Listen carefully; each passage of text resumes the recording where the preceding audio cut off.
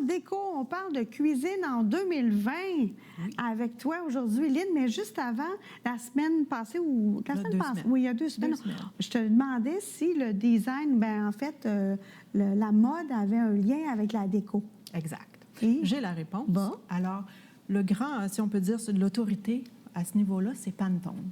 Je vous disais, Pantone va sortir bientôt ses couleurs. Alors, en général, c'est eux qui vont émettre les tendances pour ce qui est de l'imprimerie, pour ce qui est de la mode, pour ce qui est du design. Ils ont un peu la main sur tout.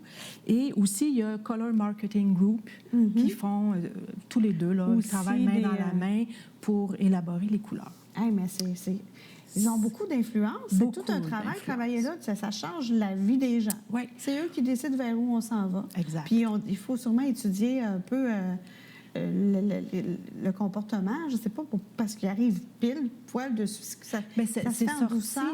Ça sort. Eux, ils travaillent dessus quelques années avant. Oui, okay. Et ils laissent couler l'information, justement, aux gens de la mode, aux gens qui vont fabriquer les meubles, etc., pour qu'eux puissent se préparer au lancement de l'année. Mais ça doit fonctionner avec des sondages ou quelque chose pour un peu voir. Ah là, j'ai pas creusé si loin. Non, mais ça me fascine. Oui, c'est quelque chose. De savoir que c'est un grand mouvement que tout le monde suit. Puis, exactement. Ce qui est tendance ou pas. Bon, mais ce qui est tendance en cuisine maintenant? Bien, est-ce que tu veux savoir la couleur 2020 de Pantone? Ah, ben oui, oui, donc.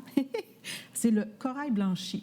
Donc, en anglais, on a le corail blanchi. Corail. Donc, c'est corail. Bien, c'est un petit vert pâle. Okay. Ouais, l'année passée, c'était corail tout court, qui était orangé, rose orangé, saumon. Et là, on reste dans le niveau de la mer, la nature. Hein, je pense que tout pointait alors, les vêtements, vers ça. On s'en va vers ça. Exactement. Bon. Supposé. Est-ce que ça va avoir une influence dans nos cuisines? Mais la nature. Oui, la nature beaucoup. En général. Oui. C'est de ça qui est question. C'est sur quoi vous allez entendre un petit peu aujourd'hui. C'est vraiment les couleurs, tendances de terre, nature, etc. D'accord. C'est vers quoi on s'en va. Je t'écoute. On débute avec le dosseret, c'est bien ça? Oui, les dosserets. On change un petit peu l'optique. Vous allez voir, la nouvelle cuisine est beaucoup plus épurée, beaucoup plus minimaliste. Donc, en haut du dosseret, on incorpore des tablettes, un peu à l'européenne. On voit beaucoup ça là, dans les petites cuisines européennes. C'est des tablettes, ici, sont faites en bois naturel encore là, mais souvent, on peut y intégrer comme notre comptoir. On va le faire, que ce soit en quartz ou en bois, ou peu importe. Et c'est petit, c'est mince, c'est pas le 12 pouces qu'on a ordinairement sur nos armoires. Donc, c'est beaucoup plus petit pour y déposer quelques petits articles, décorations, etc. Oui. Alors, ça ramasse la poussière pareil un peu. Oui, malheureusement. Bon. C'est ça. Le prochain, le mur de rangement. Oui. Moi, c'est quelque chose qui me fascine et que j'adore. Donc, on l'utilise pour faire, au lieu d'avoir justement un comptoir, hein, aujourd'hui, dans nos cuisines, on a les îlots, qui sont les endroits où on travaille. Oui.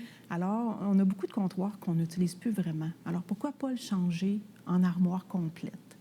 Et de là, bien, on peut y inclure notre garde-manger qui est beaucoup plus facile d'accès, les tiroirs sur rail, etc. Les petits électroménagers. On peut les cacher là, le grille-pain, la cafetière, on installe avec l'aide d'électricien, c'est vraiment important, des prises électriques qui doivent, à la fermeture des portes, s'éteindre pour tout couper le courant. Donc, c'est des choses qui sont vraiment importantes. Si vous voulez avoir vraiment de l'information sur tous les petits trucs qu'on peut avoir dans la cuisine, allez voir le site de Bloom, B-L-U-M, qui, eux, vont vous montrer là, des choses vraiment intéressantes. D'accord. Et voilà. Alors, les couleurs chaudes. Comme je vous disais, on s'en va toujours vers la nature. Hein? Les années 20, on s'est sensibilisé, pas les années 20, mais 2020. En 2020, on est sensibilisé à la nature, donc les bruns, les gris, les beiges, le bois. Comme on peut voir sur cette photo-là, là, on est tout en bois, puis on contraste avec le noir, qui est vraiment magnifique. On n'oublie pas qu'on est encore dans les couleurs mates énormément. Hein? Le gloss, là, le glacé, c'est de moins en moins in. D'accord. Alors, les accessoires, tout ça, on reste dans le mat. Le mat. Les nouveaux matériaux sont vraiment intéressants parce que les gens hésitent à prendre du noir parce que nos doigts restent. Oui. Mais les nouveaux matériaux, ça ne marque pas. C'est super pour la nourriture. Il n'y a aucun danger. Il y a vraiment des belles choses sur le marché là, comme matériaux mat. Pour les armoires, les portes? Pour les portes, les armoires, les comptoirs, etc. OK. Ouais. OK. Fait que ça marque moins que ce qu'on a présentement. Que ce qu'on connaissait, oui. Et voilà. C'est la même chose pour le stainless, hein? Je pense que ça s'est amélioré aussi. Oui, les textes sont un petit peu plus texturés, donc ça tâche un petit peu moins. OK. Les poignées maintenant? Oui, les poignées sont de plus en plus discrètes et minimalistes. Donc, tout ce qui est chrome, les grosses poignées de chrome, on oublie ça. Maintenant, on peut voir sur la photo, c'est juste une petite poignée qui se rétracte pour nous donner une grippe pour ouvrir, ou simplement, elles sont taillées directement dans le devant du tiroir. Fait qu'on y va toujours avec des couleurs qui vont bien se marier avec votre matériau pour avoir un impact vraiment minimaliste, le plus uni possible. Mais ça dépend. Parce que là, on parle de tendance, mais le style de la maison, c'est comme contemporain? Ce serait ça? Parce que si je reviens, mettons, une cuisine quand même plus champêtre, on n'a comme peut-être pas le choix de continuer à y aller avec la poignée traditionnelle ou dans le style. On peut oser. On peut oser, mais on va la rendre moins... plus mince, plus délicate, qu'on voit moins la voir, moins de contraste avec la couleur qu'on choisit de nos armoires. Donc, il va mieux pas s'intégrer, parce que les deux s'intègrent, mais qui va passer plus inaperçu. Oui, d'accord. C'est plus le but que les grosses poignées qu'on voyait, soit chrome ou noir, ou etc. Malgré qu'un petit peu plus loin, vous allez voir, je vous en reparle, qu'on peut les mettre noirs. Il n'y a pas de mal à ça, mais c'est le plus discret possible maintenant. On poursuit avec... les couleurs d'armoire, justement. Oui. Alors, on ose le noir. On ose le noir. Les cuisines totalement noires, c'est magnifique. Faites juste une petite recherche vite faite. Allez voir des cuisines en noir. C'est chic, c'est glamour, mais il faut faire attention à la grandeur de notre pièce. Est-ce qu'on a assez grand? Est-ce qu'on a de la luminosité qui rentre? Parce que ça va beaucoup assombrir votre espace. Mais c'est beau.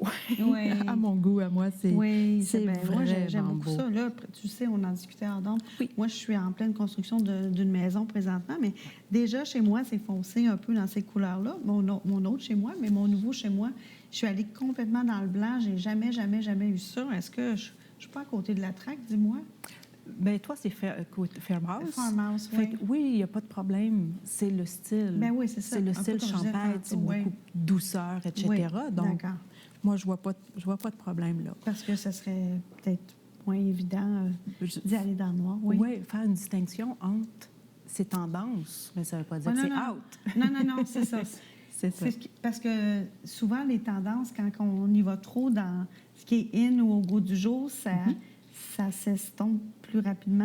Moi, je pense qu'il faut aussi, si les gens à la maison préfèrent garder le petit côté classique qui va traverser le temps aussi. Et voilà. C'est une question de goût et de gros bon sens. Mais on peut avoir une cuisine classique noire aussi. Ah ben, il n'y a pas de problème non, là. Mais il faut oser le noir. Il faut oser le noir. D'accord. Et si on ne veut pas la mettre noire, mais on peut accessoiriser, comme un petit peu la photo qu'on voyait avant, bien, accessoiriser en noir, les poignées noires, les comptoirs noirs, ou mettre simplement une grande armoire ou votre garde-manger en noir. Ça peut aussi faire la différence. Puis avoir un petit côté au goût du jour. Exact. Bon, exactement. Tu sais quoi? Il nous reste 1 minute. 1 minute. Mais est-ce qu'on va peut-être pouvoir continuer la prochaine fois? Penses-tu que avais-tu planifié ça comme ça? On peut toujours. Je pense qu'on a fait juste la moitié. Ben oui. Fait qu'on discute. Les tendances 2020, est-ce que déjà, les gens, on peut savoir ce qu'il va y avoir en 2021? Ou... C'est difficile de trouver les tendances 2020. Oui, OK, c'est ça. Ça commence à sortir. C'est la fin de l'année. Des fois même, ça peut aller en janvier, février, dépendamment. Donc, on voit 19-20 là, ce qui sont sur les Internet. Toi qui en fais beaucoup parce que c'est ton travail, est-ce que les gens, ils veulent avoir les tendances ou il y en a vraiment qui veulent rester plus conservateurs? Ça, c'est comme le principe de l'îlot dans la cuisine. Tout le monde veut un îlot maintenant. Avant, ça ne l'était pas. Maintenant, c'est rendu une obligation. Je voulais vous préparer un petit article sur vraiment ce qui est de must dans la cuisine, mais le garde-manger, le coin déjeuner, etc., c'est toutes des choses que les gens maintenant veulent. Fait que ça fait partie des grandes armoires que je vous parlais. Oui, OK. Le coin déjeuner, etc. Ah ben, je sens qu'il faut qu'on en reparle. Bien, merci ça beaucoup. Sent bien. Ça Lynn, donc on se revoit dans 2 semaines avec la suite des tendances 2020 en cuisine. Merci beaucoup.